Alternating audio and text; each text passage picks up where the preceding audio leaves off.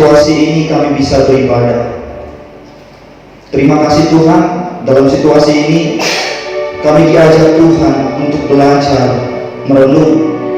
Kami diajak Tuhan untuk belajar memberikan waktu kami lebih banyak lagi untuk Tuhan. Tuhan, situasi ini tidak membuat iman kami menjadi goyah, tetapi situasi ini membuat kami menjadi orang yang hidup lagi, memurnikan iman kami. Terima kasih Tuhan, kami bisa memikul salib ini. Tolong kami Bapa, agar kami tidak hidup di dalam ketakutan, tetapi kami bisa hidup di dalam iman dan dalam kedamaian dalam situasi ini. Tuhan, sebentar lagi kami mendengarkan firman-Mu, berbicara Engkau, kami siap mendengar. Hanya di dalam nama Yesus kami berdoa. Amin. Shalom Bapak Ibu. Ya, shalom juga buat Bapak Ibu yang di rumah dimanapun berada pada saat ini. Kita buka Alkitab kita, terambil dari Keluaran pasal 12. Keluaran pasal 12 ayat yang ke-12 sampai dengan 13. Kemudian dilanjut dalam kitab Yesaya pasal 26 ayat yang ke-20 sampai dengan 21. Keluaran pasal 12 ayat yang ke-12 sampai dengan 13. Lalu Yesaya pasal 26 ayat yang ke-20 sampai dengan 21. Saya akan bacakan untuk kita semua. Beginilah kebenaran firman Tuhan. Keluaran pasal 12 ayat 12 sampai 13. Sebab pada malam ini aku akan menjalani tanah Mesir, dan semua anak sulung dari anak manusia sampai anak binatang akan kubunuh, dan kepada semua Allah di Mesir akan kujatuhkan hukuman. Akulah Tuhan, dan darah itu menjadi tanda bagimu pada rumah-rumah di mana kamu tinggal. Apabila aku melihat darah itu, maka aku akan lewat daripada kamu. Jadi tidak akan ada tulah kemusnahan di tengah-tengah kamu apabila aku menghukum tanah Mesir. Lalu Yesaya pasal ke-26 ayat yang ke-20. Yesaya pasal 26 ayat ke-20 sampai dengan 21. Beginilah bunyi firman Tuhan. Mari bangsaku, masuklah ke dalam kamarmu, tutuplah pintumu sesudah engkau masuk. Bersembunyilah sesaat lamanya sampai amarah itu berlalu. Sebab sesungguhnya Tuhan mau keluar dari tempatnya untuk menghukum penduduk bumi karena kesalahannya, dan bumi tidak lagi menyembunyikan darah yang tertumpah di atasnya, tidak lagi menutupi orang-orang yang mati terbunuh di sana. Amin. Demikian pembacaan firman Tuhan pada hari ini. Tema kita hari ini Bapak Ibu yang lagi viral adalah stay at home, ya, tetap tinggal di rumah. Saya mengambil tema ini. Kenapa saya ambil tema ini? Karena kalau kita bisa melihat situasi hari ini, ya, situasi di Indonesia, situasi di dunia membuat gaya hidup kita berubah. Pekerjaan yang rutinitas pun menjadi berhenti. Ibadah pun sekarang menjadi online atau live streaming. Manusia adalah makhluk sosial, tetapi dipaksa untuk tidak bersosial. Itu karena corona, saudara. Karena wabah yang kita alami pada saat ini. Semenjak wabah ini melanda, Bapak Ibu, negara kita banyak dirugikan. Bukan di negara kita saja, tetapi di dunia. Dulu kita sibuk bekerja, lalu kita bilang, Tuhan, aku sibuk sekali dalam pekerjaanku sehingga aku lupa untuk memberikan waktu. Namun sekarang Bapak Ibu, alasan itu tidak berlaku lagi. Tidak berlaku lagi. Tidak ada lagi alasan Tuhan, aku sibuk. Tidak ada alasan lagi Tuhan, aku sibuk mengerjakan ini. Tapi karena wabah ini, kita dipaksa untuk datang kepada Tuhan. Amin ya Bapak Saudara. Karena wabah ini, amin makna positifnya Bapak Ibu. Jadi kita ambil yang positifnya. Hari ini bukan lagi waktunya untuk sibuk bekerja, tetapi waktunya kita untuk menyembah Allah kita. Amin. Bapak Ibu Saudara, stay at home adalah sebuah kata yang gampang sekali untuk diucapkan, tetapi sulit sekali untuk diterapkan, apalagi bagi orang-orang yang membutuhkan makan. Benar tidak Bapak Ibu Saudara? Ini menjadi pergumulan banyak orang. Kalau saya tidak bekerja, maka ini menjadi sebuah beban. Nanti kami makan apa? Nanti keluargaku makan apa? Ini menjadi beban bagi mereka untuk stay at home. Maka mereka lebih memilih untuk bekerja dibanding untuk tinggal di rumah. Jadi lebih takut dia sama tidak makanan istrinya daripada kena corona. Tidak apa-apa, itu iman yang bagus. Tidak apa-apa, tidak jadi persoalan. Tidak jadi persoalan. Kalau kamu punya iman seperti itu, ya Bapak Ibu Saudara. Tapi hari ini kita belajar stay at home. Dan mungkin juga stay at home itu menjadi sangat sulit untuk dikerjakan bagi orang-orang yang taat dalam beragama. Kalau kita lihat ada banyak kasus, kan negara kita adalah negara yang beragama, ada banyak agamanya, ada agama Islam, Kristen, Konghucu, Buddha, ada Hindu, Kristen, Katolik, ada banyak agama. Dan kalau ini orang-orang yang taat, maka mereka kalau tidak ibadah, maka mereka sangat sulit sekali. Tidak afdol namanya kalau tidak ibadah, tidak enak. Saya adalah Kristen yang taat, saya Islam yang taat, akan sangat sulit baginya. Maka banyak orang masih tetap mau datang beribadah, tidak menghimbau, tidak menghiraukan himbauan pemerintah saat ini, Bapak Ibu Saudara. Kalau orang yang memang malas beribadah, ini kesenangan dia. Benar tidak Bapak Saudara? Oh nggak ibadah, oh nggak tahu ya, puji Tuhan gitu. Tapi kalau orang yang taat dalam beribadah, biasanya ini tidak enak sekali. Nah Bapak Ibu Saudara, untuk siapa kita tinggal di rumah? Untuk siapa kita stay di rumah? Ya, saya mau jelaskan ini supaya kita tidak ada nggak Alkitab menjelaskan tentang ini, nanti kita akan bahas. Jadi untuk siapa kita stay di rumah ada empat hal. Yang pertama untuk diri sendiri, Bapak Saudara. Untuk diri kita sendiri, Alkitab berkata kasihilah dirimu, kemudian jagalah dirimu dengan segala kewaspadaan. Lalu Alkitab juga berkata dalam Korintus bahwa tubuhmu adalah bait Allah, sehingga kamu harus menjaga itu supaya tidak ternoda oleh apapun, bahkan penyakit sekalipun. Ya, jadi menjaga diri, kewaspadaan. Kedua, kita stay di rumah untuk keluarga dan lingkungan kita. Ada orang yang bilang begini, saya punya iman. Ya, jadi dibilang dia punya iman, maka virus corona tidak akan menimpa aku. Oke, kita terima iman. Iman kita Bapak Ibu menolong kita. Ya, oke lah, kita nggak kena virus karena iman. Tapi pertanyaannya, apakah keluarga mempunyai iman seperti ini? Apakah orang-orang lain sekitar mempunyai iman seperti ini? Mungkin kita bekerja di sana, corona datang kita kena, lalu kita nggak tahu ketularan, cuma menempel di baju kita tidak anti corona, baju kita tidak punya iman. Mungkin kamu tidak punya iman, lalu kamu bawa kepada keluargamu, apa yang terjadi? Kena corona gara-gara. Jadi kita stay di rumah karena keluarga. Itu dulu Bapak Ibu Saudara. Kalau kita punya iman, kasih keluargamu, jaga dia, jangan sampai tertular. Yang ketiga, untuk negara atau kota kita. Nanti saya akan jelaskan ini. Dan keempat untuk Tuhan, Bapak Ibu. Yang keempat untuk Tuhan. Jadi ada 4 hal kenapa kita harus stay di rumah. Ada pertanyaan begini Bapak Ibu. Karena sebuah virus ini ada pertanyaan begini. Apakah ibadah online boleh dilakukan hanya gara-gara ibadah corona? Hanya karena corona? Apakah perlu ibadah konvensional atau secara tatap muka dipertahankan juga pada saat ini? Ada pertanyaan seperti itu Bapak Ibu.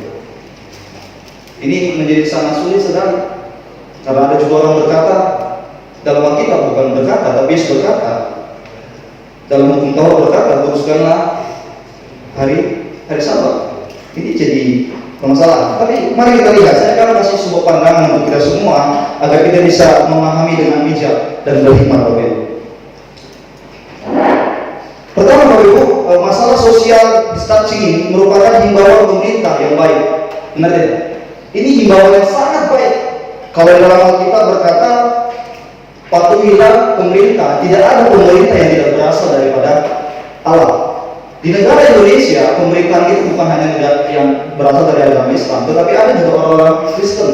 Jadi mereka itu bagian daripada pemerintahan yang diputuskan secara bersama. Dan itu juga pilihan-pilihan Allah. Dan himbauan sosial distancing ini adalah sesuatu yang baik Lalu tidak ada alasan untuk kita, karena tidak ada alasan untuk kita untuk tidak mengikutinya. Apa alasannya? Ini yang baik, kecuali dia bilang, jangan sembah Tuhanmu di negara ini, sampai mati pun aku tidak akan mau. Begitu ngomong, baru pas. Seperti kisah Sadrak, Mesad dan Abednego. Disuruh sembah ini, mereka tidak mau. Itu situasinya begitu. Bukan mereka tidak beriman, tapi karena disuruh menyembah berhala, maka mereka sampai mati. Itu imannya. Tapi ini berbeda, Bapak Ibu Saudara. Ini bukan menyuruh kita untuk tidak beribadah, bukan untuk menyuruh kita tidak menyembah Tuhan kita, tidak. Jadi agak bedakan konteks. Kadang-kadang kita suka sekali membandingkan kepada Sadrak, Mesad dan Abednego. Ini banyak pertanyaan dan kita sudah bahas ini juga ada teman-teman saya di grup dan banyak lah kita sudah membahas ini. Kemudian Bapak Ibu Saudara, Tuhan memerintahkan umat Allah untuk mengusahakan kesejahteraan kota. Ya, dimanapun kamu nanti ditempatkan, usahakanlah kesejahteraan kota. Kan begitu. Itu dalam Yeremia 29 ayat 7 dikatakan seperti itu. Bapak Ibu, mengurangi jumlah pertemuan dan jemaat yang hadir dalam ibadah-ibadah konvensional merupakan tanggung jawab sosial bagi semua masyarakat, termasuk orang Kristen. Ya, tidak menghiraukan bahwa ini akan memberikan pesan negatif bagi dunia bahwa orang Kristen adalah orang-orang yang tidak taat kepada pemerintah. Kita perhatikan dalam Yeremia, usahakanlah kesejahteraan kotamu.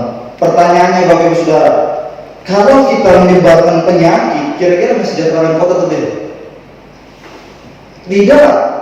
Alkitab berkata usahakan kesejahteraan kota. Bagaimana kesejahteraan kota? Untuk saat ini, untuk kesejahteraan kota menjadi bagian dalam pemerintahan, berkontribusi. Itu mensejahterakan, tapi bukan malah mencelakakan. Makin lama, makin meningkat. Itu bukan mensejahterakan kota, tetapi membuat kota semakin hari semakin kacau. Pilih mana Bapak Saudara? Mau mensejahterakan atau mau mengacau? Ya, jadi kalau Kristen disuruh untuk mensejahterakan kotanya, caranya saat ini adalah mengikuti himbauan pemerintah untuk social distancing itu, atau juga fisik, ya, fisik tidak bersentuhan segala macam. Itu saja dulu. Tidak mati kita gara-gara itu kan, tapi untuk menolong kita Bapak Saudara, dimanapun berada di rumah sekarang, mari sama-sama kita mengikuti. Nah, kita akan membahas seperti ini Bapak Saudara. Berarti kontribusi itu penting saat ini. Berarti kita kontribusi dalam mensejahterakan saat ini melalui apa? Sosial distancing itu, stay at home. Itu adalah kontribusi kita yang baik untuk pemerintah untuk mensejahterakan kota kita. Lalu pertanyaan begini, lah kalau begitu ibadah tidak boleh? Oke, memang tidak boleh saat ini untuk mengurangi tingkat resiko. Pertanyaannya, bagaimana dengan hari Sabat harus dikuduskan? Kan ini jadi persoalan Bapak Ibu. Harus selalu dikuduskan. Mari kita lihat, Yesus pernah melanggar hari Sabat ya? Ya, dia pernah melanggar hari Sabat karena sebuah aturan yang dibuat oleh orang Farisi, tradisi-tradisi yang dibuat. Banyak aturan-aturan kalau dari Sabat tidak boleh. Itu aturan tradisi yang dikerjakan oleh orang Farisi pada saat itu. Dan Tuhan Yesus melanggar ini karena sebuah jiwa. Satu dulu ya, karena menyelamatkan. Lalu Yesus juga pernah ditegur oleh orang Farisi ketika murid-muridnya. Apa murid-murid itu? Memetik bulir gandum untuk dimakan pada hari Sabat. Apakah Yesus marah dengan murid-muridnya pada saat itu? Tidak. Yesus membenarkan tindakan murid-muridnya. Lalu Yesus memberikan contoh, ya, bagaimana Daud dan para pengikutnya telah melanggar sebuah aturan pada waktu itu di dalam ibadah demi mempertahankan jiwa mereka. Jadi Yesus kasih contoh ini. Jadi untuk menyelamatkan jiwa mereka langgar itu aturan. Jadi Bapak Ibu Saudara, Yesus juga melanggar sebuah hari Sabat karena untuk nyawa orang. Dia menyembuhkan juga karena untuk nyawa orang. Nah, kalau sudah seperti ini, kira-kira Sabat bisa dilanggar ya? Ya, demi nyawa. Jangan gara-gara aturan, jangan gara-gara sebuah rutinitas tata ibadah kita mengabaikan berbuat baik saat ini. Nah, saat ini kita sedang berbuat baik Bapak Ibu. Stay at home itu kita sedang berbuat baik untuk menjaga nyawa orang, untuk tidak terkena. Kalau memang kita orang beriman, jagalah orang yang beriman. Kasihan Bapak Ibu Saudara. Mungkin kita nggak kenal, tapi orang yang tidak beriman di sana banyak kematian lagi. Kan kasihan. Jadi kita sedang berbuat baik. Nah, bagaimana dengan dokter kalau dia tidak beribadah? Tidak masalah, karena dia sedang apa? Sedang menyelamatkan orang, sedang berbicara tentang nyawa, jiwa. Jadi sabar itu menjadi sesuatu yang tidak harus menjadi apa namanya? Tidak penting, jadi bukan tidak penting, tetapi bukan apa namanya? Bukan menjadi kewajiban, karena juga sedang melakukan ibadah menolong nyawa, jiwa Bapak. Ya, ini harus kita bisa paham. Jadi maksudnya jangan sampai taatan pada aturan religius atau ritual tertentu justru mengabaikan yang terpenting, yaitu nyawa manusia. Ya, jadi poin ini juga diajarkan Yesus ketika dia menyembuhkan orang atau melakukan kebaikan lain pada hari Sabat. Ya, jadi intinya sekali lagi jangan sampai perayaan Sabat menghalangi kita untuk berbuat kebaikan. Ini penting. Nah, Bapak Ibu, mari kita lihat sekarang konteks kita dalam Keluaran ini. Keluaran pasal 12 lalu dalam Yesaya. Ini dua cerita yang sangat mengerikan di mana Tuhan ingin musnahkan bangsa pada saat itu, negara pada saat itu. Dua cerita yang berbeda, tetapi dua himbauan yang sama. Oke, Bapak Ibu Saudara ya. Dua cerita yang memang akan dimusnahkan, tetapi himbauannya sama, yaitu menyuruh mereka masuk ke dalam rumah. Kalau kita melihat tadi dalam kitab Keluaran itu, Bapak Ibu, boleh dibacakan satu orang. Keluaran pasal 12 ayat 12, boleh satu orang dibacakan. Sebab pada malam ini aku akan menjalani tanah Mesir, dan semua anak sulung dari anak manusia sampai anak binatang akan kubunuh, dan kepada semua Allah di Mesir akan kujatuhkan hukuman. Akulah Tuhan. Lalu yang 13 Ibu. Dan darah itu menjadi tanda bagimu pada rumah-rumah di mana kamu tinggal. Apabila aku melihat darah itu, maka aku akan lewat daripada kamu. Jadi tidak akan ada tulah kemusnahan di tengah-tengah kamu apabila aku menghukum tanah Mesir. Iya, jadi Allah bilang bahwa nanti akan dimusnahkan seluruh anak sulung. Kalau Bapak Ibu tahu, ini cerita di mana pada saat itu Allah ingin membebaskan bangsa Israel. Dia memberikan 10 tulah, dan ini 10 tulah yang terakhir, yaitu kematian anak sulung. Dia bilang semua anak sulung akan mati, bahkan ternak pun ikut mati yang sulung. Ya, semua mati. Nah, mendengar peristiwa ini Bapak Ibu pasti takut. Orang-orang pilihan pada saat itu, saya juga anak sulung, bagaimana saya nanti mati juga? Ini jadi problem bagi mereka. Mereka hidup dalam ketakutan pada saat itu. Mereka takut sekali untuk ketika datang penghukuman ini. Mereka takut. Tapi apa yang Tuhan bilang ini, kalau kita lihat ini pas perayaan Paskah ya Saudara ya, Paskah pertama mereka itu di dalam rumah. Ya, di dalam rumah sebelum peringatan pembebasan itu dikasih ketetapan. Inilah yang dikerjakan. Jadi mereka melakukan Paskah itu di rumah-rumah, di keluarga. Tuhan bilang begini, kamu tinggal di rumah, lalu nanti 14 hari domba kamu harus potong, tapi kamu harus simpan dulu 14 hari. Saya ingat nanti 14 hari apa maksudnya. Bapak Ibu ada, kalau kita baca semua itu 14 hari dulu bilang domba ini bukan kebetulan ya. 14 hari kita disuruh untuk isolasi di rumah, tinggal di rumah. 14 hari nanti kamu tinggal domba itu di situ kurung, lalu setelah 14 hari kamu potong itu. Lalu dikatakan lagi nanti pada sudah 21 hari. Jadi kalau hitung 14 hari tambah 21 hari, apa Bapak? 1 bulan lebih ya. Kita lihat tidak apa 1 bulan lebih nanti di Indonesia kita isolasi gitu. Kalau sempat aja itu Pak, saya tidak mengerti ya. Nah, setelah hari yang 21 hari, jadi 14 sampai 21 hari barulah nanti kalian mengambil pembebasan. Jadi sebelum datang penghukuman itu Bapak Saudara, mereka sudah ketakutan. Mati nggak aku ya? Aku nggak suruh, panik gitu loh. Aku nggak suruh gimana? Tapi apa yang dibilang Tuhan? Kamu nanti potong itu, tebarkan darahnya. Kemana? Tiang pintu rumah. Tiang pintu rumah. Jadi ketika aku nanti datang, tentara-tentara aku datang mencabut nyawa anak sulung, dia melihat darah itu, dia akan melewatimu. Amin, Saudara ya. Dia akan melewatimu. Dia tidak akan menghantarmu, tapi dia akan melewatimu. Wah, ini luar biasa sekali. mereka taat ini saudara. Jadi ketika mereka taat, mereka belajar taat, kedamaian pun terjadi. Jadi ketaatan itu membawa kedamaian. Coba kita ikuti arahan pemerintah, damai ya? Damai. Tapi coba kita nggak ikuti arahan pemerintah, kita kerja. Dalam hidup kita apa? Was-was, benar nggak siapa ya? Ini gimana? Kok nggak sih ya? Jadi ketakutan yang muncul. Kenapa? Karena dia tidak taat. Tapi Yesus, Allah pada saat itu menyuruh mereka untuk taat, ikutin ini. Sehingga mereka yang tadinya takut karena ketaatan mereka ini apa? Walaupun ada situasi badai pada saat itu, ada situasi yang memang merenggut nyawa pada saat itu, tapi ketika mereka ikuti arahan Tuhan, shalom pun ada dalam diri mereka. Damai itu ada. Sehingga mereka ikuti apa Tuhan mau.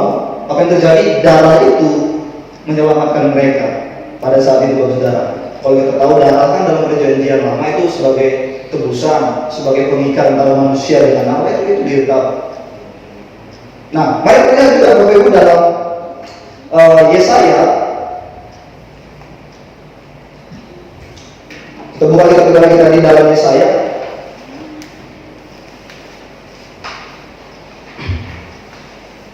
Yesaya pasal 26 ayat 20 tadi.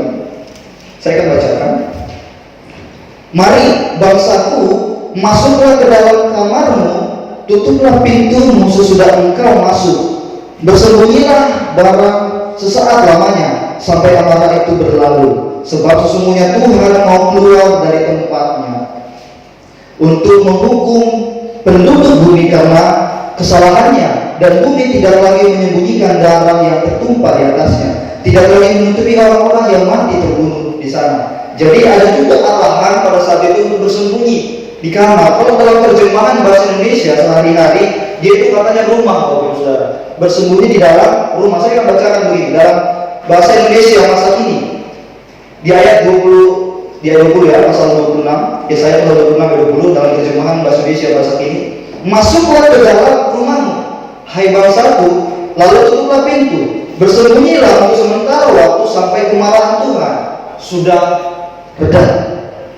Jadi ketika Tuhan ingin menghancurkan sebuah bangsa, ketika Tuhan ingin menghukum sebuah bangsa, Dia mengingatkan para muridnya, orang-orang percaya pada saat itu yang menyembah Dia untuk apa? Stay di rumah.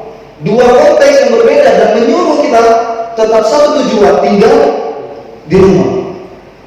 Nah, Bapak Ibu, mari kita bijak saat ini. Mau tinggal di rumah atau mau jadi jago-jagoan menunjukkan iman kita? Nah, apa sih? Ya memang iman itu tidak bisa dibatasi, iman itu menyelamatkan kita, terus terang. Tapi iman itu hanya untuk kita, bukan untuk orang lain. Mungkin kita selamat karena iman kita, tapi orang lain tidak bisa selamatkan karena imanmu. Iman orang itu yang bisa menyelamatkan dia. Amin, Bapak Ibu. Maka percaya Yesus perlu pengakuan. Harus satu-satu, nggak boleh aku percaya Yesus warga selamat, tidak. Nggak bisa begitu, Bapak Ibu Saudara. Imanmu diselamatkan dia, imanmu bukan menyelamatkan orang lain. Nah, hari ini kita belajar bijak, Bapak Ibu. Mau stay di rumah atau tinggal di rumah. Nah, inilah waktunya namanya kita berserah. Tidak tahukah kita bahwa corona hari ini menunjukkan bahwa Allah yang layak untuk disembah? Tidak tahukah kita hari ini untuk menyembah Tuhan? Tidak tahutkah kita hari ini akan Tuhan? Ini menunjukkan bahwa Tuhanlah yang pada saat ini yang layak untuk dicari, bukan yang lain. Semuanya ibadah peribadatan yang tidak kekal, semuanya rapuh. Tapi Tuhan, Allah yang layak saat ini untuk dicari, Bapak Ibu Saudara. Mungkin pasca kita minggu depan atau minggu depannya lagi akan seperti ini juga. Tidak apa-apa, Bapak Ibu Saudara. Jangan takut, Tuhan tak berserta kita. Ketika kita taat mengikuti apa yang diajarkan, Tuhan akan jaga kita. Ada perkataan begini, walaupun tubuh kita tidak bebas, tetapi roh kita bebas melakukan apa-apa. Ada beribadah namanya dalam roh, kita bertemu dalam roh, Bapak Ibu. Itu Paulus sudah pernah terapkan ketika dia di penjara, dia beribadah, kita ketemu di dalam roh. Bersama jemaat-jemaatnya pada saat itu, dia di penjara. Kita jadi persoalan. Nah, ibadah online akan menjadi sebuah persoalan, akan menjadi salah kalau ada ketakutan di dalam diri kita. Itu menjadi salah. Kita ibadah karena kita ibadah online karena kita takut, bukan karena himbauan, tapi karena kita takut. itu menjadi salah, saudara. Jadi hari ini apapun yang terjadi, Tuhan itu yang melindungi. Kalau di dalam perjanjian lama, darah itu yang melindungi mereka. Di dalam perjanjian baru, darah itu sudah berubah menjadi Yesus Kristus, Bapak Ibu Saudara. Jadi Yesus Kristus itulah yang melindungi kita. Yesus Kristus itulah menjadi benteng kita. Hari ini boleh berhikmat, hikmat itu boleh, tapi tetap pelihara iman kita. Karena iman tidak ada yang bisa membatasi. Iman itu tidak bisa dikotak-kotakkan oleh apapun. Iman itu ya sekali kamu selama. Iman itu sekali kamu dilindungi Tuhan, kamu percaya, kamu akan dilindungi Tuhan. Itu iman. Kalau sudah Tuhan bilang begitu, percaya. Jangan menjadi orang yang memuji Tuhan. Katanya iman, kalau sebiji sesawi bisa memindahkan gunung, lalu dibilang coba pindahkan. Untung yang ngomong itu adalah orang yang bukan percaya. Coba seandainya orang itu adalah orang yang percaya, kan kacau, saudara. Ada kejadian, saudara. Jadi orang yang bukan percaya memuji orang percaya, katanya imanmu sebiji sesawi, pindahkan gunung itu. Pernah terjadi, saudara, dan kejadian gunung itu pindah. Ada kisahnya. Gunung itu pindah. Jadi hari ini jangan tempatkan kita sebagai orang Kristen yang memuji orang Kristen. Amin ya. Jangan tempatkan kita menjadi orang Kristen yang memuji orang Kristen imannya. Kau bukan beralasan kalau kau punya iman. Jangan menjadi orang yang menghakimi orang yang merasa dia punya iman. Hari ini kita perang ayat, Bapak Ibu. Di mana-mana perang ayat, hikmat iman, perang ayat. Jangan jadi orang yang seperti itu. Dia iman, dia punya iman, sudah biarkan dia iman. Jangan dihakimi. Memang dia punya iman, memang iman itu bisa melindungi kita. Amin. Iman itu bisa menjaga kita. Karena Yesus yang kita imani. Nah, jadi Bapak Ibu Saudara, hari ini dimanapun kita berada, jangan takut. Ingat, badai pasti berlalu. Ingat, mujizat Tuhan pasti akan datang untuk bangsa dan negara ini. Amin. Kiranya Tuhan Yesus memberkati kita hari ini. Kita akan pujian kita pada saat ini. Kita akan pujian jangan pernah menyerah.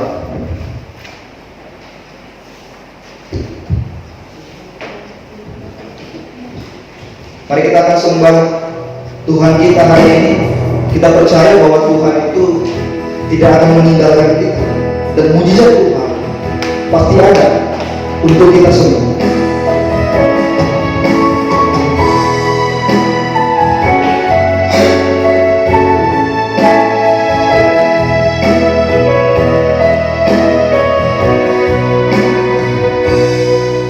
Tuhan tak pernah janji langit selalu biru, tetapi Dia berjanji selalu menyertai.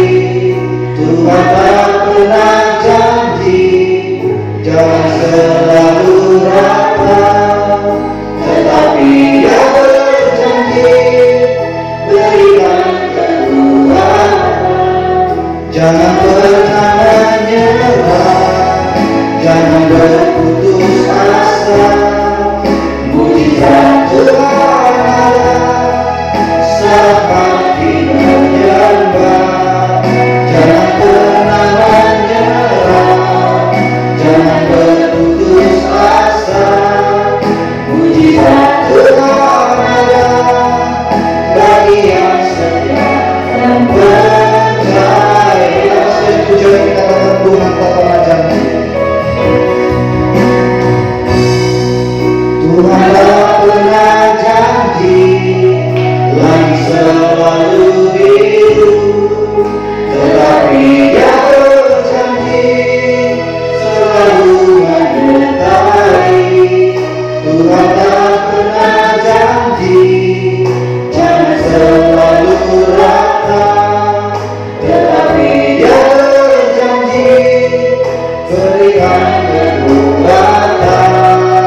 Jangan pernah menyerah, jangan berputus asa.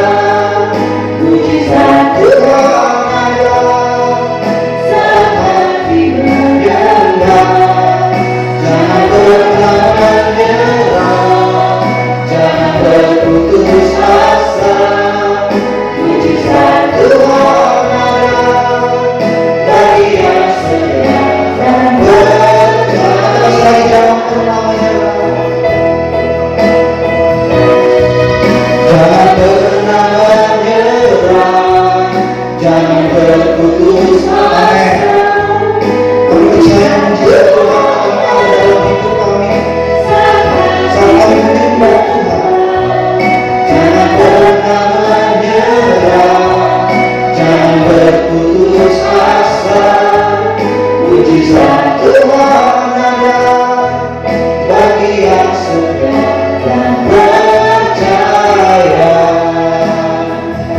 kasih Tuhan, hari ini kami sudah mendengarkan firman-Mu.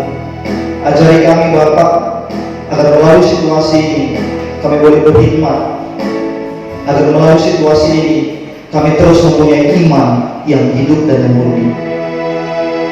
Kami percaya Tuhan, badai akan berlalu. Kami percaya Tuhan, negara kami akan dipulihkan. Itu iman kami. Kami percaya Tuhan akan melindungi setiap orang yang mempunyai iman. Itu iman kami. Kami percaya Tuhan memberikan kami pengetahuan untuk menjaga orang-orang yang kami kasihi. Itu karena kami mempunyai iman kepada Tuhan. Ya Bapak, ajari kami agar kami tidak takut akan situasi ini. Ajari kami Bapak agar kami sadar untuk terus datang kepada Tuhan. Melalui situasi ini Bapak, kepala keluarga, seorang imam, laki-laki di dalam rumah tangga bisa mengerjakan fungsinya dengan baik, menunjukkan dia bahwa sebagai seorang imam dan membangun mesbah doa di rumah-rumahnya dan menjalankan fungsinya dengan baik. Melalui situasi ini Tuhan, kami boleh belajar dan merenungkan lebih banyak lagi apa maksud Tuhan, apa kehendak Tuhan dari hal ini Bapak. Ajari kami Tuhan agar kami bertobat dari kesalahan kami, sehingga Tuhan memberikan pengampunan kepada kami semua. Terima kasih Bapak. Terima kasih Tuhan. Tolong kami Tuhan, mampukan kami agar kami bisa menjaga iman kami dengan baik. Jangan biarkan kami takut, tapi terus jagai kami sehingga kami punya hikmah, sehingga shalom itu boleh ada di dalam hati kami walaupun situasi saat ini sangat mengerikan. Terima kasih Bapa di surga. Terpujilah Engkau Tuhan, di dalam nama Yesus yang sudah mengajarkan kami berdoa Bapa kami.